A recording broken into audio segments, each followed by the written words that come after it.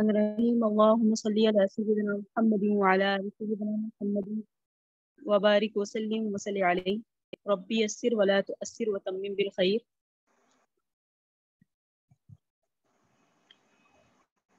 والفجر قسم ہے فجر کی، ولیالن عشرین اور 10 راتوں کی،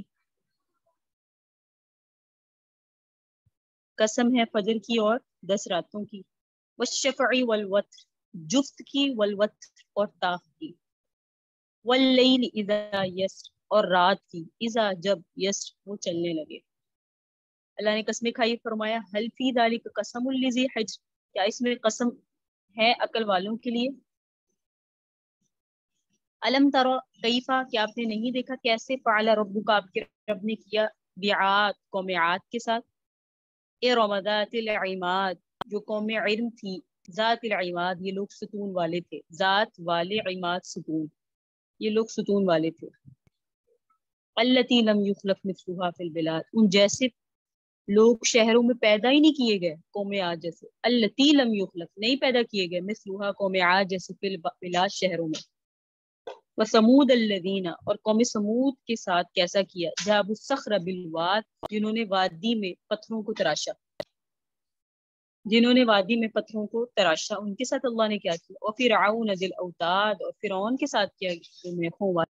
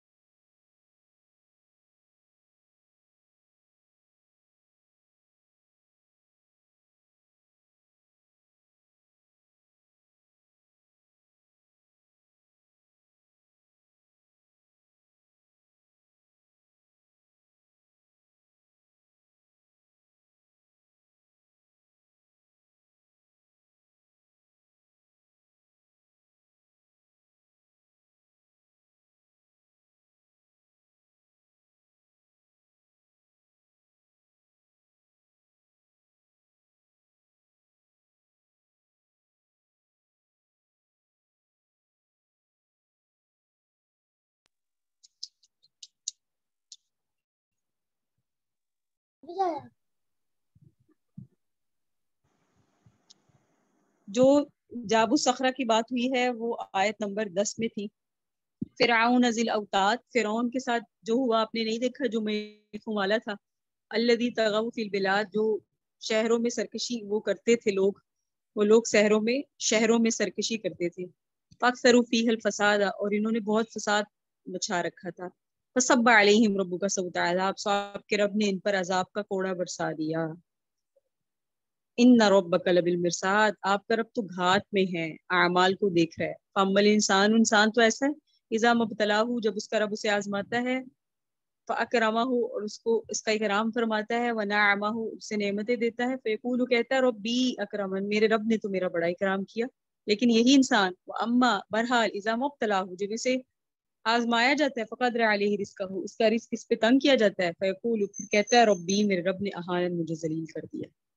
اللہ فرما رہے نہیں ایسے نہیں ذلیل ہوا کیا ہے، کلا بل لا تکرمون الیتیم تم تو یتیم کا اکرام نہیں کرتے تھے، ولا تحاضون علی طعام المسکین مسکین کو کھانا دینے کی تم ترغیب نہیں دیتے تھے، وتأکلون التراث اکلا لما میراث کا مال سمیٹ کے کھا جاتے تھے،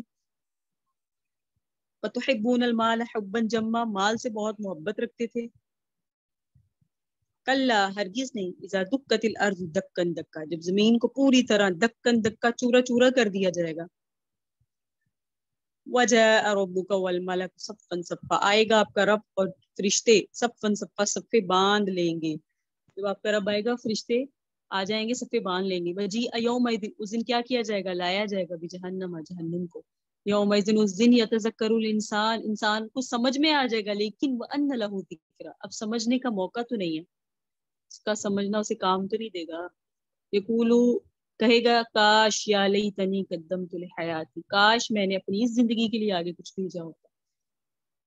فیومئذ اس دن لا یعذب عذابہ احد اللہ کے عذاب کے برابر کوئی عذاب دینے والا نہیں ہوگا، ولا یوثق وثاقہ احد اس کی جیسی بندش کرنے والا کوئی نہیں ہوگا.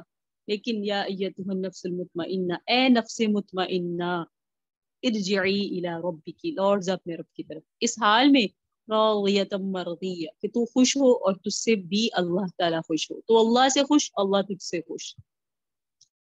فادخلی فی عبادی اے نفس مطمئنہ والو میرے بندوں میں شامل ہو جاؤ.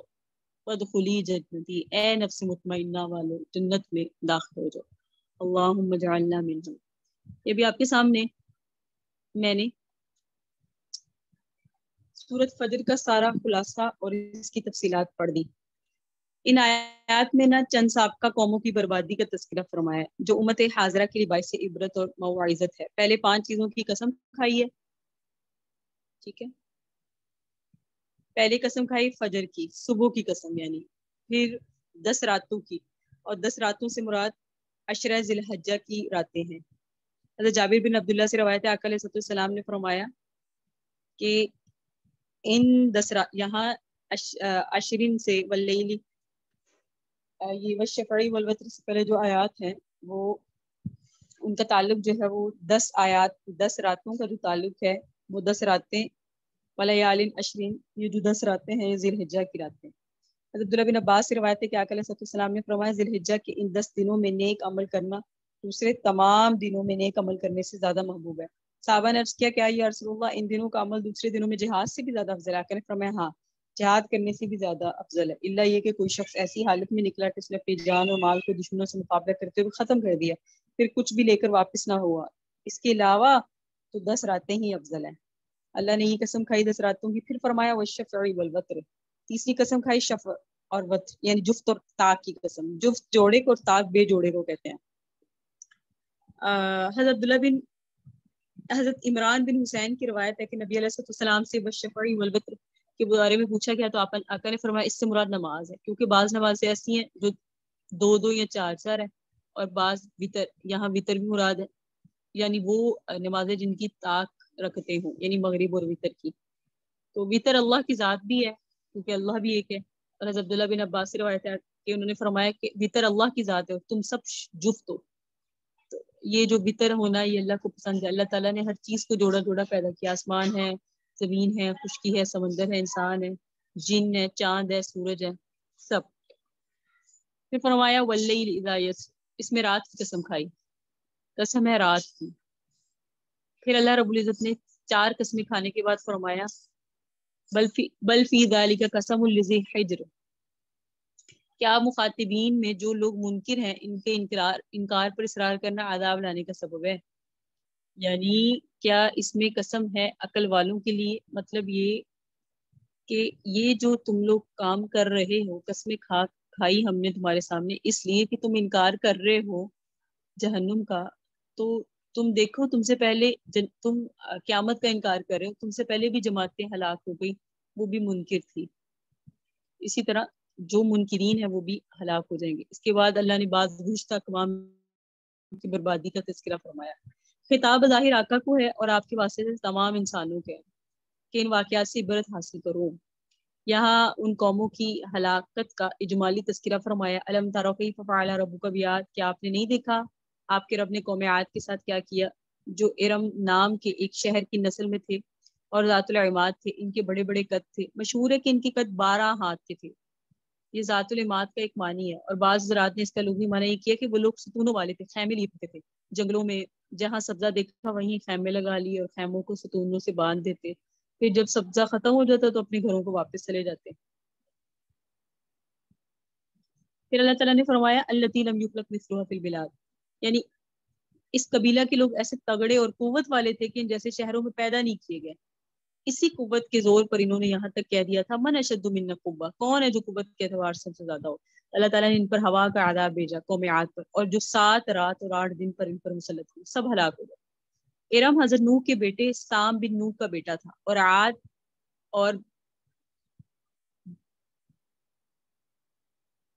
تھا اور ایک تھا بن عاصی، وہ اس کا پوتا تھا.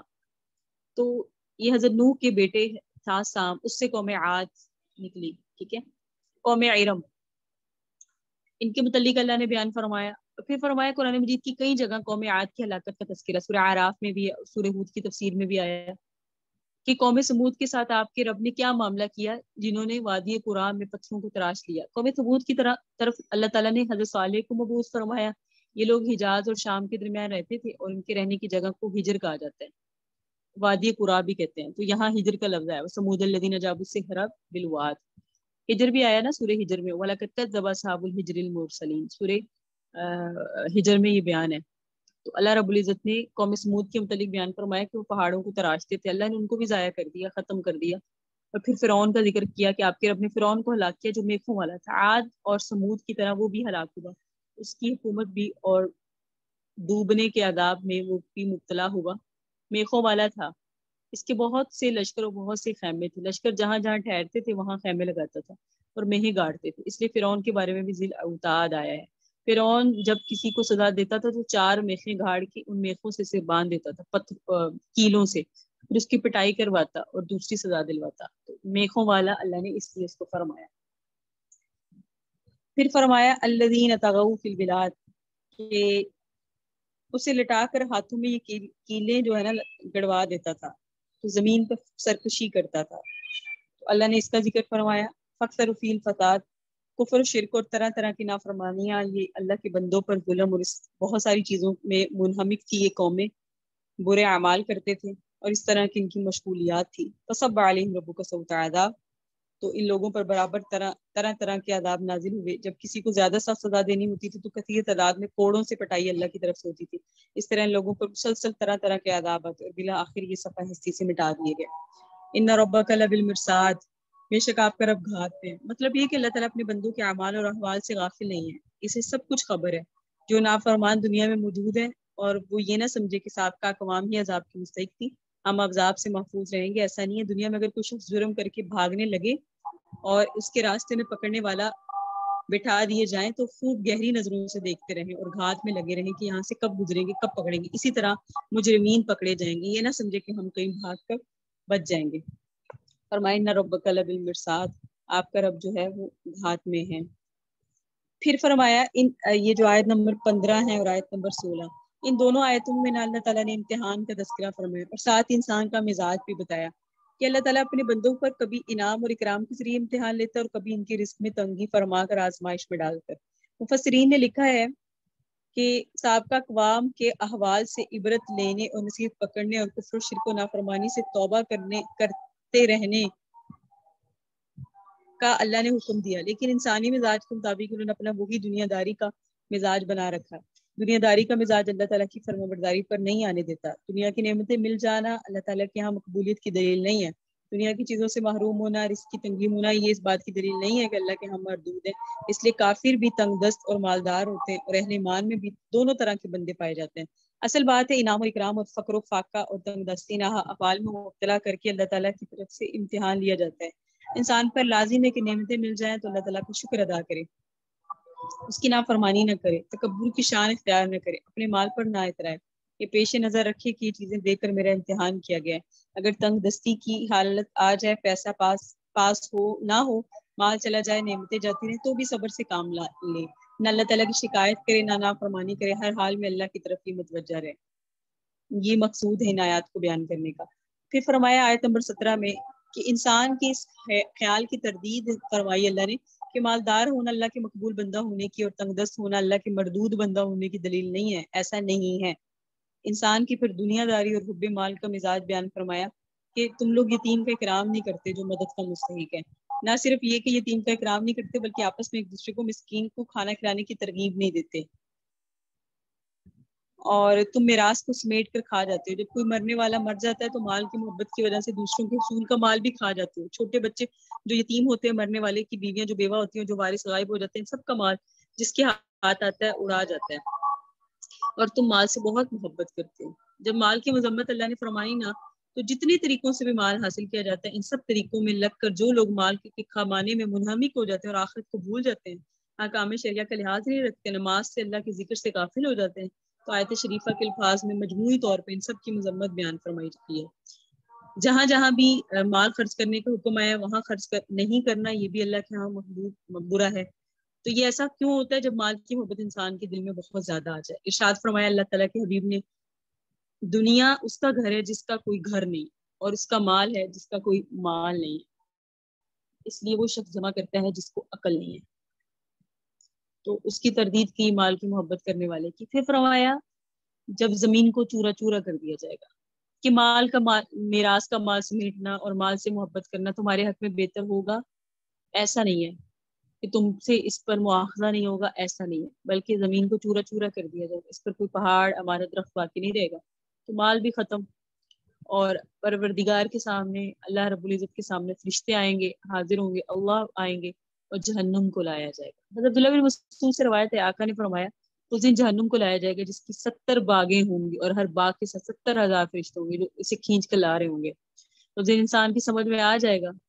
سمجھنے کا وقت تو دنیا میں تھا جہاں ایمان لانے اور عمل صالح کرنے کا موقع تھا، اب تو دارالجزا میں پہنچ گیا، اب نہ سمجھنے کا موقع رہا، نہ عمل کا، نہ توبہ کا۔ جب انسان اپنی محرومی کو دیکھ لے گا اور محاسبہ اور مواخذہ سامنے آ جائے گا، پھر فائدہ نہیں ہوگا۔ حسرت اور افسوس کے ساتھ یوں کہے گا، ہائے کاش میں اپنی زندگی کے لیے خیر اور عمل صالح آگے بھیجتا۔ وہاں پہنچ کر احساس ہوگا کہ دنیا میں ایک بندہ بن جاتا اور گناہوں سے بچ جاتا اور ایمان اور اعمال صالح آگے بھیج دیتا، تو آج کے دن مصیبت سے چھٹکارا نہیں پا سکے گا، تو اس نے آگے کچھ کیا ہی نہیں ہوگا۔ اس دن اللہ کا عذاب ہوگا بس، اور اس جیسا عذاب کسی کا نہیں ہوگا۔ وَلَا يُوثِقُ وَثَاقَهُ أَحَدٌ، جیسی اللہ کی بندش جیسی کسی کی بندش نہیں ہوگی، یعنی اس دن ایسی سخت سزا دی جائے گی کہ اس سے پہلے کسی کو اتنی سخت سزا دی نہیں ہوگی۔ وہ دن بہت سخت ہوگا، لیکن کہا جائے گا یا ایتھا النفس المطمئنہ، نفس مطمئن سے کہا جائے گا تم اپنے رب کی طرف، یعنی اس کے ثواب کی طرف، جو کچھ اس نے تمہارے لیے اپنی جنت میں تیار رکھا اس کی طرف لوٹ جاؤ، اس حال میں کہ تم اللہ سے راضی اور اللہ تم سے راضی ہو۔ نفس مطمئنہ کو یہ خوشخبری موت کے وقت دی جاتی ہے، قیامت کے دن بھی اسے یہ خوشخبری دی جائے گی۔ ابو ہریرہ سے روایت ہے، آقا نے فرمایا مرنے والے کے پاس فرشتے آتے ہیں، اگر نیک بندہ ہوتا تو کہا جاتا ہے اے پاکیزہ نفس جو پاکیزہ بدن میں تھی، تو اللہ کی نعمت اور اللہ کے رزق پر خوش ہو جا، اور اس بات پر خوش ہو جا کہ تیرا رب تجھ پر غصہ نہیں۔ حضرت ابو امامہ نے بیان کیا کہ آقا علیہ السلام نے ایک شخص کو دعا بتائی، اس کو پڑھا کرو، اللہم انی اسألک نفسا مطمئنہ تؤمن بلقائک وترضى بقضائک وتقنع بعطائک۔ اے اللہ میں آپ سے نفس مطمئنہ کا سوال کرتا ہوں کہ آپ کی ملاقات کا یقین رکھتا ہو اور آپ کی قضا پر راضی اور آپ کی عطا پر قناعت کرتا ہوں۔ اس دعا میں نفس مطمئنہ کی بعض صفات بیان فرمائی۔ اول تو یہ فرمایا کہ وہ اللہ کی ملاقات پر یقین رکھتا ہے۔ نفس مطمئنہ کیا ہوتا ہے؟ جو اللہ کی ملاقات پر یقین رکھتا ہے، یعنی یہی اصل چیز ہے اور یہی ہے اطمینان کا ذریعہ۔ جب کسی کو آخرت کے دن کی حاضری کا یقین ہوگا تو وہ اپنی عبادات، معاملات، تمام امور میں اچھی طرح انجام دے گا، اور یوم حساب کی حاضری کا یقین ہوگا تو دینی کاموں کو اچھی طرح ادا کرنا، نماز میں جلدی نہ کرنا، اطمینان سے ادا کرنا۔ نفس مطمئنہ کی دوسری صفت یہ ہے اللہ تعالیٰ کی قضا، یعنی اس کے فیصلے پر راضی ہو، وہ جس حال میں رکھے اس پر راضی رہے، یہ بھی اطمینان کا بہت بڑا ذریعہ ہے۔ اور نفس مطمئنہ کی تیسری صفت کہ وہ اللہ کی عطا پر قناعت کرے۔ قناعت بھی بہت بڑی نعمت ہے، اللہ نے جو کچھ عطا فرمایا اس پر قناعت کرے، تو بڑے اطمینان سے وہ انسان رہتا ہے. مال زیادہ کمانے کی حرص نہیں رہتی، مال کمانے کے لیے نہ گناہوں میں ملوث ہوتا ہے، نہ عبادات میں کوتاہی کرتا ہے، خیانت کرنے سے، کسی کا حق دبانے سے، غصب چوری سے، کمائی کرنے سے وہ محفوظ رہتا ہے. ایسا نفس نفس مطمئنہ ہے. اللہ رب العزت نے نفس مطمئنہ کی خوشخبری دی، فادخلی فی عبادی، میری جنت میں داخل ہو جاؤ. اس پر ارشاد فرمایا نفس مطمئنہ کو تم میرے بندوں میں جاؤ، میرے جنت میں جاؤ. جنت میں تنہا داخل نہیں ہو. انسانی طبع ہے، اسے انس اور الفت چاہیے ہوتی ہے. تو فرمایا میرے بندوں میں داخل ہو، یعنی تمہیں وہاں انسیت ملے گی، محبت ملے گی، اور وہی مقام ہے تمہارا. اللہ تم سے راضی، تم اللہ سے راضی. اتنی بڑی خوشخبری دی گئی اللہ رب العزت نے. شاد فرمایا راضی ہو جاؤ، اللہ تم سے راضی ہوا، تم اللہ سے راضی ہو گئے. یہ نفس مطمئنہ کے لیے خوشخبری ہے. جعلنا الله ممن رضي وأرضاه وجعل الجنة مثواه. وهذا آخر سورة الفجر. والحمد لله أول وآخر، والصلاة على من أرسل طيبا وطاهرا. صلى الله تعالى على حبيب خير خلقه محمد وعلى آله وأصحابه وذرياته أجمعين، وبرحمتك يا أرحم الراحمين.